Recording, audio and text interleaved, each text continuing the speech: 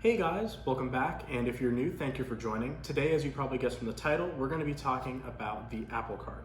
Now, it's not really a new concept to see different companies do co-branded cards like the Amazon credit card or the new Verizon credit card that just came out, but this one has been getting a lot of interesting press based upon the different backings by Goldman Sachs and other things like that. And so a lot of people have been saying that they're not going to get it, it's not worth it, but I really think that there are some people that this card might be worthwhile for. So let's jump right in with what this card actually offers. So right off the bat, you'll notice that this is a zero annual fee card. That means you're not gonna have to pay any annual fee, there's gonna be nothing attached to it, no foreign transaction fees. This card really doesn't cost you anything to hold on to. So in my book, that's a win. So there really isn't any reason there to not get this card.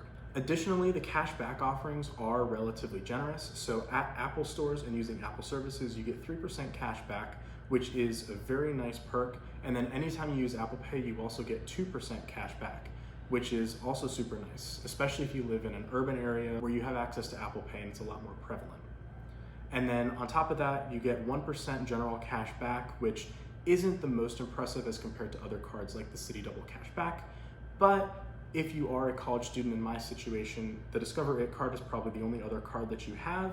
And in that case, 1% cash back isn't really that big of a deal compared to this card. There really isn't any opportunity cost by using this card over that, unless it's in one of those monthly categories, such as this quarter, which is restaurants.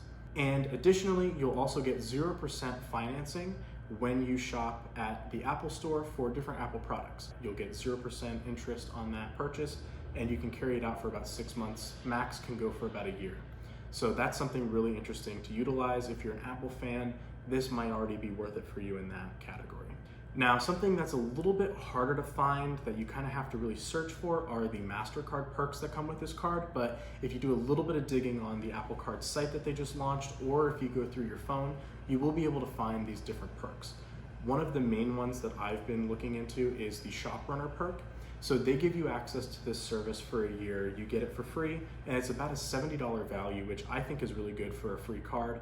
I haven't personally used the service yet, but you can actually register, get it all set up, and sign in very easily. It was super easy to do, so I'd say that that's a win in the book for this card. Additionally, you get access to the Priceless Cities and Golf through Mastercard, and you also get access to their travel and lifestyle services. I personally haven't used this as a college student, and with everything going on right now, I haven't been really traveling, but in the future, I'm going to try and do a test to see how all of this works, and that'll come in a later video. So stay tuned for that. So why did I get this card? I mainly got this card because I use Apple Pay a lot. Going to Drexel and living in Philadelphia, I can really walk down the street and have access to a lot of different shops that utilize Apple Pay. So that 2% cash back right there was kind of worth it for me right off the get-go. Especially since my Discover card only offered me 1%, this was actually a benefit for me. Additionally, taking advantage of all the other cashback opportunities like the 3% at Apple, I'm actually getting 3% cash back on my iCloud purchases and my Apple Music purchases, which is super great. And it also helped me boost my credit score because I was able to raise my credit limit, which overall lowered my utilization and also added another open line of credit through my account. So by doing this, when you look at different things like FICO scores, they're calculated by using different metrics based upon, like I said, open lines of credit, overall credit limit, everything that you're utilizing from that credit limit, and so on. So being able to strategically target these categories is something that you can do to kind of benefit your credit score, and that's exactly what I did with this card. When I signed up for this card, it actually increased my credit limit by a fair amount, and it also opened up another line, and it lowered my utilization because I didn't have to worry about overspending on my One Discover card, which only had a very minimal credit limit. This really upped the game for me, and it really helped me get ahead in that regard for my credit score. So now, who do I really think that this credit card is for? I think this credit card is really for people who are trying to build their credit, or if somebody has had issues with credit cards before and they're really trying to get a hold of what their finances are and how interest works and things like that. I think this card is really good for those kind of people. So one thing that Apple's really going for with this card is transparency. So when you open the Apple Wallet app, you'll actually be able to see all of the times that you've used this card. It breaks it down into nice categories for you. and it really makes everything look nice, which is really an Apple fashion, straight down to the titanium card. But being able to see all of this is something that really kind of goes against what other credit card companies are doing, and I think that's where Apple really went right with this card, is for people who are new to credit cards or don't really know how interest accrues or anything like that, being able to see that before your own eyes when you're going to pay off your bill at the end of each month is very beneficial, because you actually get to see the interest that you're going to get charged, and it really makes you think twice about carrying a balance on a credit card, which is something that you should never do.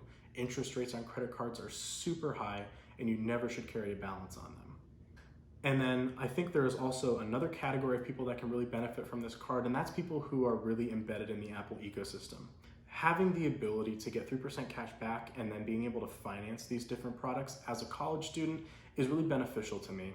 Now, would I recommend this card? And that really is a loaded question. And with anything in finances, anytime anybody recommends something, you should really look into it on your own and see what you can get from it. From my vantage point, I think that this card is really good for somebody who's really looking to get their second credit card or trying to get another credit card right out of college when you get that first job. You get to get a little bit more cash back than you would with other cards if you get to utilize the Apple Pay feature. And there really isn't any cost to holding this card, so it really is kind of a win-win. It can give you a little bit of a bigger credit limit, and it can open up a couple more doors with your credit score in that regard. Now, I don't think I would really recommend this card for somebody who would fall into the issue of the Chase 524 rule, which is when you get 5 credit cards within 24 months. This is usually when Chase Bank and some other credit lenders will not allow you to open another line of credit with them based upon this rule.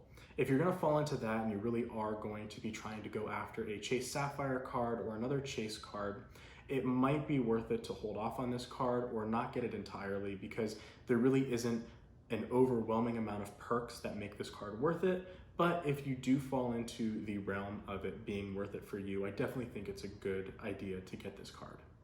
So those are my opinions on the Apple Card, and of course, before you make any financial decisions, you should really look into how it will impact you and what it can do for you, because these are things that you should really be doing to maximize your situation and not really a blanketed statement towards everybody that could be watching this video. If you thought that this was a useful video and you really liked it, hit the like button and hit the subscribe button to stay tuned for more content like this. And if there's anything that you'd like to see covered or any additional things, leave some comments below and we can chat about it there, or I can make another video and we can talk about it there as well. So thank you so much for watching, and I'll catch you in the next one. See ya.